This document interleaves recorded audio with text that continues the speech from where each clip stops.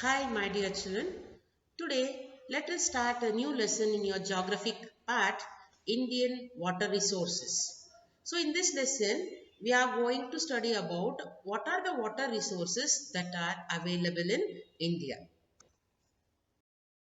In this lesson, the important points what we are going to learn are importance of water resources, major rivers of our country, India, irrigation, its meaning and its need, types of irrigation that are available in our country and their distribution. The next one is the multi-purpose river valley projects. So first let us study what is the importance of water. So you all know that without food we can survive for 1 day or 2 days, but without water it is not possible for us to survive. So it is one of the most important and very precious natural resource. Without water, it is not possible to sustain life. No life on this earth can live without water. Human beings, you know that we use water for drinking purpose, cooking, washing vessels or clothes, agriculture purpose, generation of hydroelectricity. My dear children, you all know that electricity also needs water. That's why it is called as hydroelectricity. And for running of industry, we need water, and for navigation purpose. Navigation is nothing but shipping. From people in many places of our country use waterways to move from one place to another place, and that is called as navigation. Next is fishing. Fishing is also very closely related for water resources. Water resource in our country can be divided into two. They are the surface water and the groundwater resource. Surface water ಅಂದ್ರೆ ಏನು? ಭೂಮಿ ಮೇಲೆ ಇರುವಂತ ನೀರು. Ground water ಅಂದ್ರೆ underground ಅಲ್ಲಿ ಸಿಗುವಂತ water resources. So in India, water resource can be divided into two. They are the surface water, that is the water available on the land, and the groundwater resource is the water which is available under the ground. Surface water resources are rainfall, rivers. We can see the water which is there in the rivers, which comes under surface water, lakes and tanks and springs. India has, and the example for groundwater resources, you know that well, bore well, all comes under groundwater resources. ನಿಮಗೆ ಗೊತ್ತಿದೆ borewell ಅಂದ್ರೆ ಭೂಮಿ ಒಳಗಿಂದ ನೀರು ತೆಗಿತೀವಲ್ಲ, that is why that comes under groundwater resources.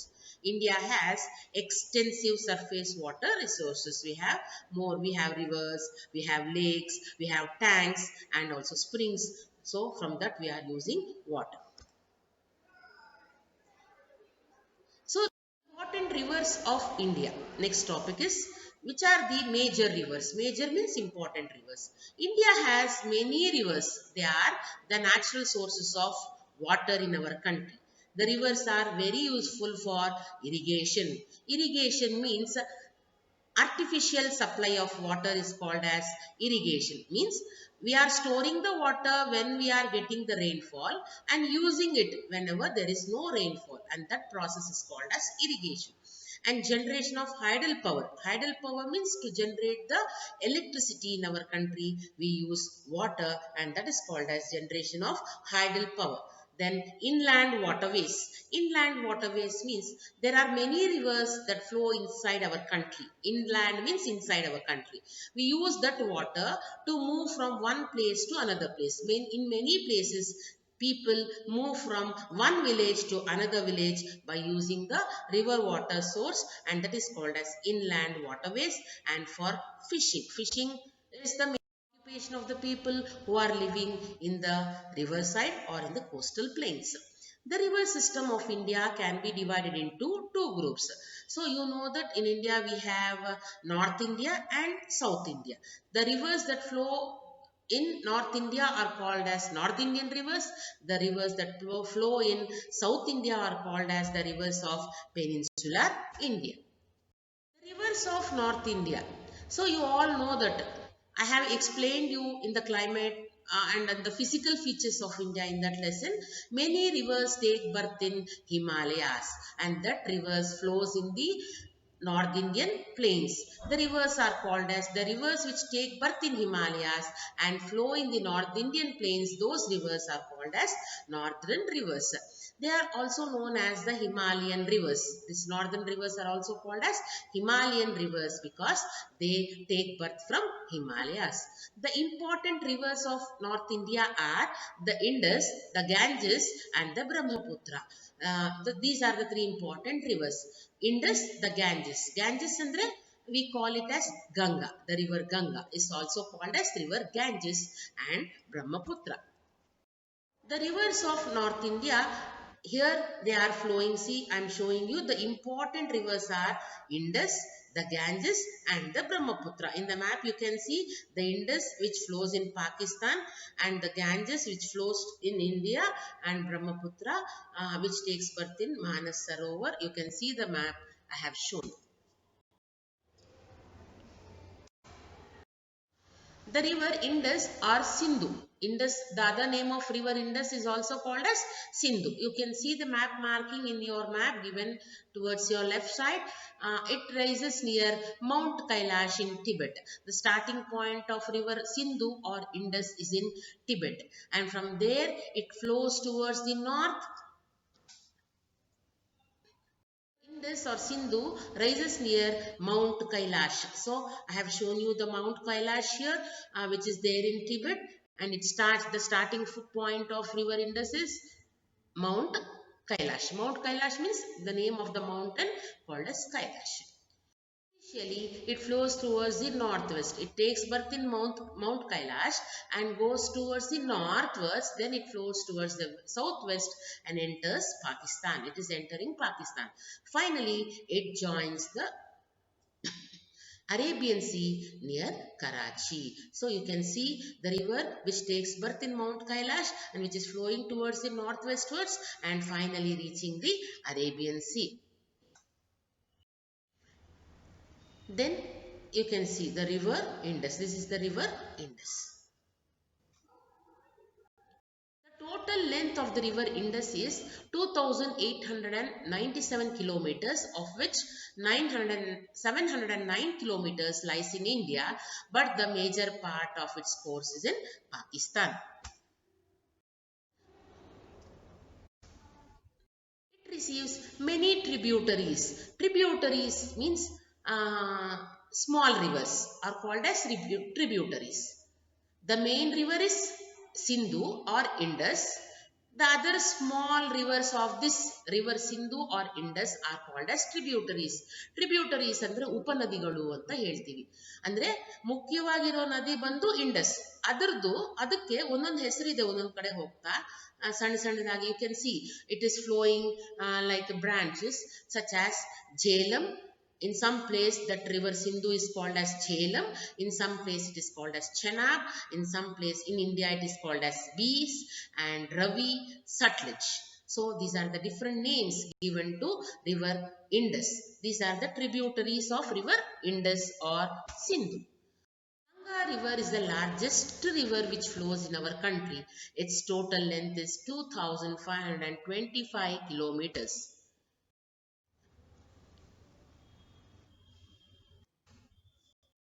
It rises in the Gangotri glacier. We have already studied in this about in your physical features of India. River Ganga rises in Gangotri glacier. This is the Gangotri picture of the Gangotri glacier where river Ganga takes its birth. Gangotri glacier region, I am showing you this in your map. It flows towards the south and southeast, then enters Bangladesh. This river which takes birth in Gangotri glacier, it flows in India towards the southeast, then it is entering the Bangladesh, then it is joining the river Brahmaputra. Finally, after joining with river Brahmaputra, it flows towards Bay of Bengal. The major tributaries means the small rivers of Ganga, they are given different names. They are Yamuna, Ghagra, Gandak, Ramaganga, Gomati, Sarada, Son and Kosi. of these, Yamuna is the longest tributary. So these are the different names given to river Ganga as it flows in different places.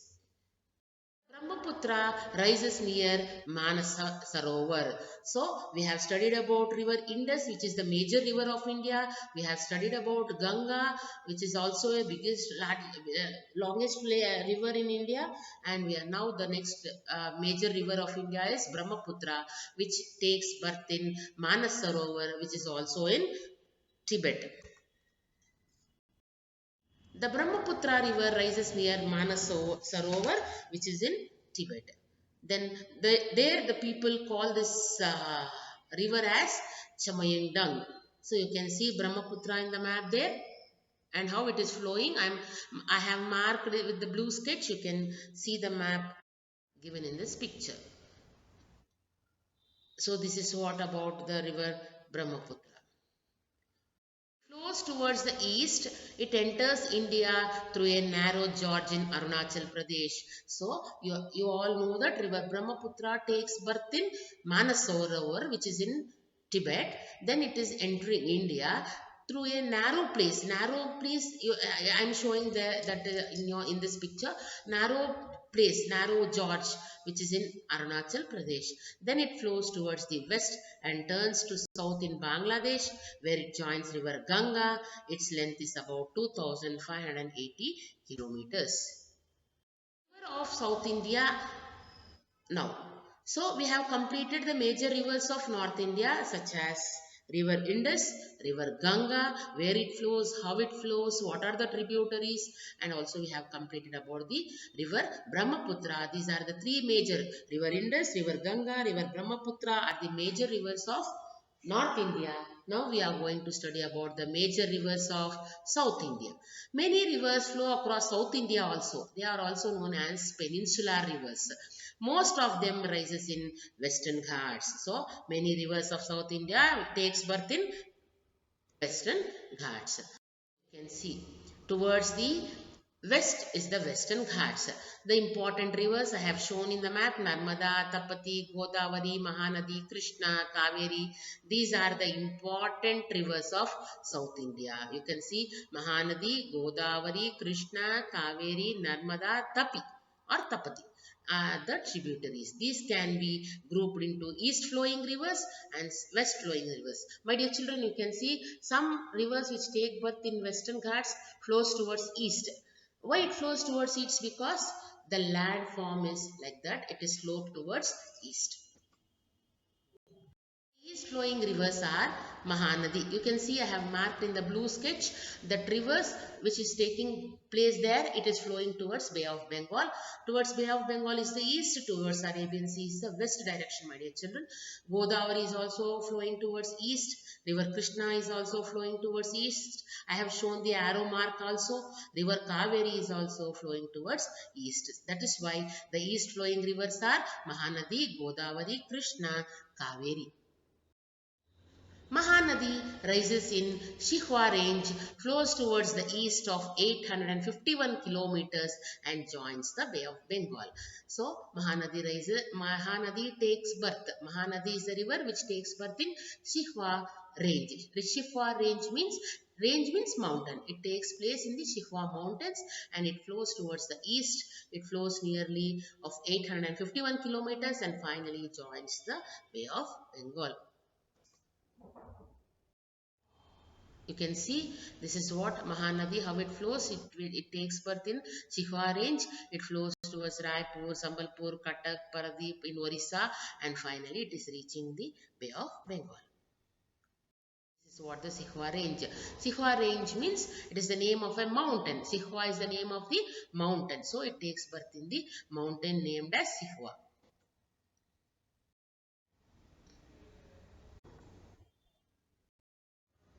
This is what Sihwa. Next is the Godavari.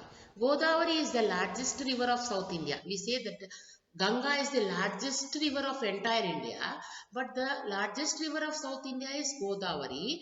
It takes birth in Traimbaka, flows towards the east of 1465 km and finally joins the Bay of Bengal. So Godavari is the Largest river of sea. I have marked in the blue sketch that Godavari rises in Triambaka. It flows nearly 1465 kilometers and finally it is joining Bay of Bengal. That is why it is called as east flowing rivers. Godavari is the largest river in South India. It rises in Triambaka. Godavari rises near Triambaka. This is the place called as Triambaka. Next is the river Krishna. River Krishna rises near Mahabaleshwar, then it flows towards the south, flowing for about 1400 kilometers and finally joining Bay of Bengal. You can see where the river Krishna is flowing. I have marked in the blue sketch. You can watch the map. Krishna rises near Mahabaleshwar. So this is the place called as Mahabaleshwar. I have shown you in this picture. It rises near Mahabaleshwar. Rises means birth in Mahabaleshwar. The source of river Krishna. This is the picture of Mahabaleshwar where river Krishna's starting point taking birth here. River Krishna's main tributaries are Bhima. So many other small rivers are also there of Krishna. They are called as with different names. Bhima, Tungabhadra, Koyna, Ghataprabha and Malaprabha. These are the tributaries of river, small rivers of river Krishna.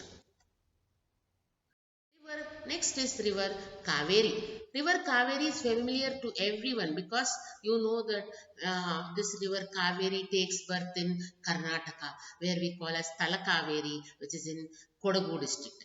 River Kaveri rises at Talakaveri, which is in Kodagu district. It flows towards the east and joins Bay of Bengal. It joins Bay of Bengal.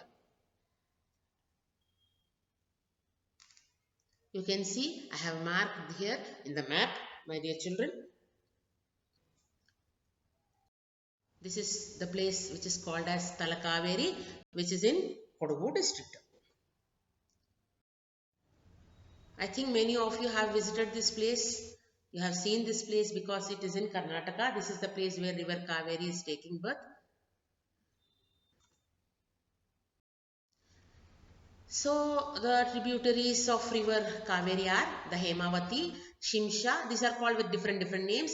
Maybe the river is Kaveri only, but it has given different names in different places. The Hemavati, the Shimsha, which is called as Kabini, Arkavati, Lakshmana Tirtha, Suvarnavati and Bhavani are the main tributaries of river Kaveri. See, I have mentioned the name where it is called as in Arkavati near Bangalore, and it is called as Lakshmana Tirtha, there Kabini, Suvarnavati, Bhavani, everything. So these are given. It takes birth in Karnataka, but actually finally it flows to Bay of Bengal by flowing towards Tamil Nadu. So the names of the tributaries of the west flowing rivers. So South India rivers is grouped as east flowing and west flowing. I have explained you about the east flowing rivers. Now it is the turn to explain about the west flowing rivers. The west flowing rivers are the Narmada and the Tapi. Only two rivers that flows towards west. Narmada and Tapi, which is also called as Tapati. River Narmada rises in Amarkantak hills and flows westward. Nearly it flows towards, flows for the kilometer of 1312 through a narrow place called as Marble Gorge. The narrow place is called as Marble Gorge, and finally it is reaching Arabian Sea. That's why Narmada river is called as west flowing river. River Narmada, this is Amarkantak hills. River Tapi or Tapati, which rises near Multai, flows westward. It is also like Narmada river, which is flowing towards west, towards Arabian Sea. It flows nearly 724 kilometers and it is joining Arabian Sea. This is called as the Tapi river, which is rising at Multai. This is the place called as Multai. The west flowing rivers are short and swift. Important among them are some other west flowing rivers are also there, which are small rivers. Sabarmati, Bedti, Sharavati, Kali, Netravati and the Periyar. Mandovi, Zuari. These are the rivers that flows towards and joins Arabian Sea.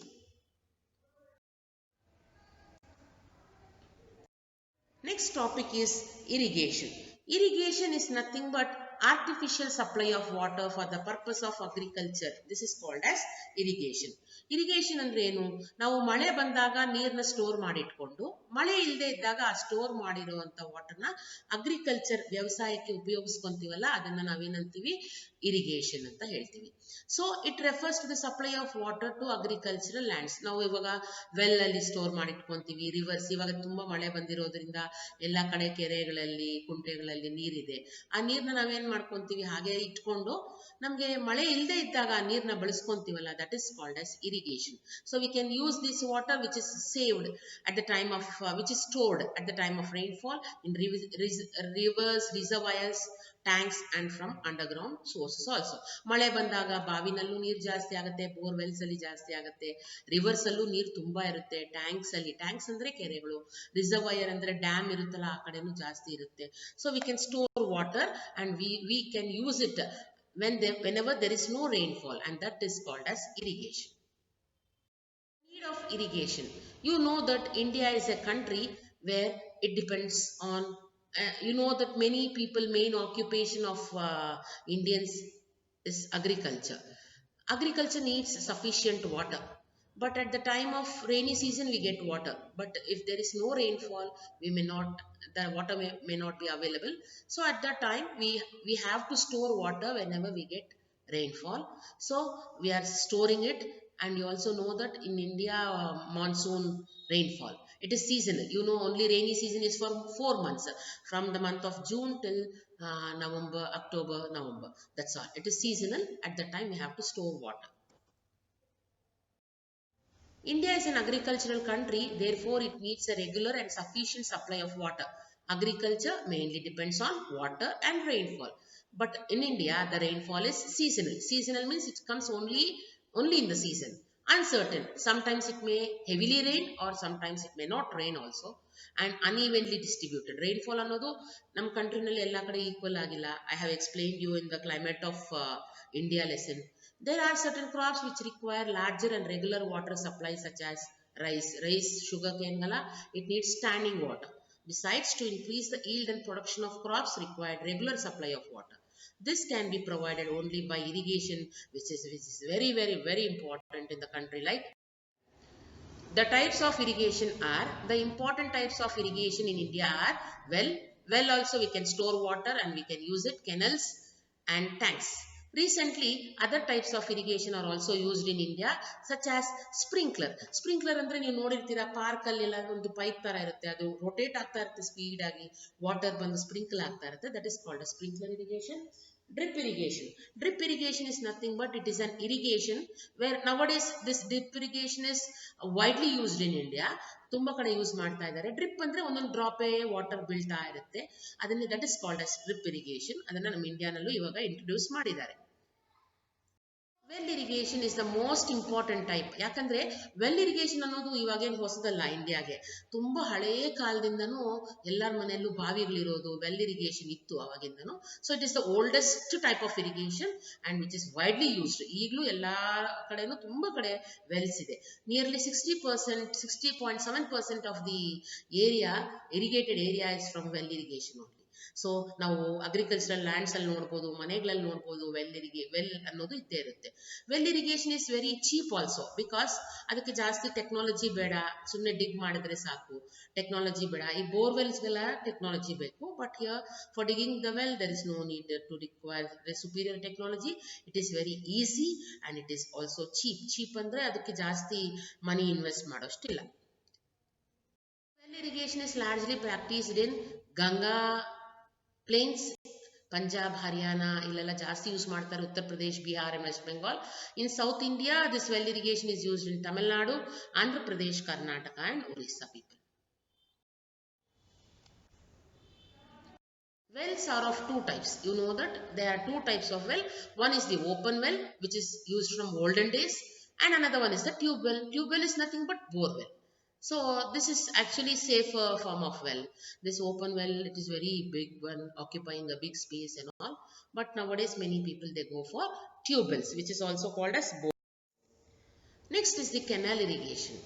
So after the well irrigation, canal irrigation occupies the second place, and 27% of the people in 27% of the agricultural land uses this canal irrigation water. India has one of the world's largest canal system. The government is responsible for the construction of and maintenance, because well irrigation ಆದ್ರೂ ನಾವು personal ಆಗಿ ಹಾಕಿಸ್ಕೋಬಹುದು. Canal irrigation is very costly and it is done only by the government. Its construction and maintenance is done by only government. So called as canal irrigation. There are two types of canal: inundation canals and perennial canals. In inundation canals, water is drawn directly from the river without building dam. Inundation canal ಗೆ dams ಇರಲ್ಲ, ಆದರೆ perennial ಕೆನಲ್ಸ್ಗೆ dams ಇರುತ್ತೆ. Perennial channels dams ಅಂದ್ರೆ ಮಧ್ಯದಲ್ಲಿ reverse ಮಧ್ಯದಲ್ಲಿ ಗೋಡೆಗಳ ತರ ಕಟ್ಟಿರ್ತಾರೆ, ಅದಕ್ಕೆ ಡೋರ್ಸ್ ಎಲ್ಲ ಇರುತ್ತೆ. That is called, I think you people have observe that KRS dam. So ಹಾಗಿರುತ್ತೆ. That is called as perennial canals. Perennial canals ಇಂದ ಯೂಸ್ ಏನಂದ್ರೆ, ಅದರದ್ದು ಕೆನಲ್ದು ಡೋರ್ಸ್ ಎಲ್ಲ ಕ್ಲೋಸ್ ಮಾಡಿಬಿಟ್ರೆ ನಾವು ಎಷ್ಟು ಬೇಕೋ ಅಷ್ಟು ವಾಟರ್ನ ಬಳಸ್ಕೋಬಹುದು, ಮಿಕ್ಕಿದ್ದು ಸೇವ್ ಮಾಡ್ಕೋಬಹುದು. So canal irrigation is used in Uttar Pradesh, Punjab, Bihar, Haryana, Madhya Pradesh, Rajasthan, Andhra Pradesh, Gujarat, Tamil Nadu, Orissa, West Bengal and Karnataka states. Tank irrigation. Tank irrigation ಅಂದ್ರೆ ಇವಾಗ ನಮ್ಮ ಸುತ್ತಮುತ್ತಲು ಕೋಲಾರ ಸುತ್ತಮುತ್ತಲು ಕೆರೆಗಳಿದೆಯಲ್ಲ, that is called as tank. ಸುತ್ತಮುತ್ತಲು ಇರೋ ಕೆರೆಗಳನ್ನು tank ಅಂತಾರೆ. ಕೆಲವು ಟೈಮಲ್ಲಿ ದೇವಸ್ಥಾನಗಳ ಹತ್ರ ಇರುತ್ತಲ್ಲ ಅಂತದನ್ನು ನಾವು ಪುಷ್ಕರಣಿ ಅಂತ ಹೇಳ್ತೀವಿ. That is also called as tank. Tank is a natural or man made. ಇದು ಮ್ಯಾನ್ ಮೇಡ್, ಇದು ನ್ಯಾಚುರಲ್ ಸಮಟೈಮ್ಸ್ ನ್ಯಾಚುರಲ್ ಆಗುತ್ತೆ, ಸಮಟೈಮ್ಸ್ ಮ್ಯಾನ್. ಇವಾಗ ಸುತ್ತಮುತ್ತಲು ಕಟ್ಟಿಸ್ತಾರಲ್ಲ ಕೆಲವರು, on the earth surface into which rain water is collected. This water is used for irrigation. Tank irrigation ಅಂದ್ರೆ fine example we have ಕೋಲಾರಮ್ಮನ ಕೆರೆ ಇದೆ, ಕೋಲಾರ ಹತ್ರ, ಮತ್ತೆ ಅಮ್ಮೇರಳ್ಳಿ ಕೆರೆ ಇದೆ. This is the example for tank irrigation. Most of the tanks are non-perennial. In recent years the area under tank irrigation has been decreased. ಇವಾಗ ಕಡಿಮೆ ಆಗ್ತಾ ಇದೆ. ಯಾಕೆಂತಂದ್ರೆ nowadays many tanks it has been destroyed. ಇವಾಗ ಇಲ್ಲ, ನೀರಿಲ್ಲ, ಮಳೆ ಇಲ್ಲದೆ ಇರೋದ್ರಿಂದ ಕಮ್ಮಿ ಆಗ್ತಾ ಇದೆ. Now only 3% of the total irrigated area is under tank irrigation. So 3% of the land ಮಾತ್ರನೇ agriculture ಗೆ tank irrigation ಇಂದ water ನ use ಮಾಡ್ತಾ ಇರೋದು. So that is, this tank irrigation is mainly found in Tamil Nadu, Andhra Pradesh, Maharashtra, Karnataka, Orissa, Rajasthan and Uttar Pradesh. Okay, my dear children, there is another part of this lesson. I will continue in the next class. We now just we have to wind up because it's already 26 minutes of class, and next we talk about this multi-purpose river valley project, which is the second part of the same lesson. Thank you very much.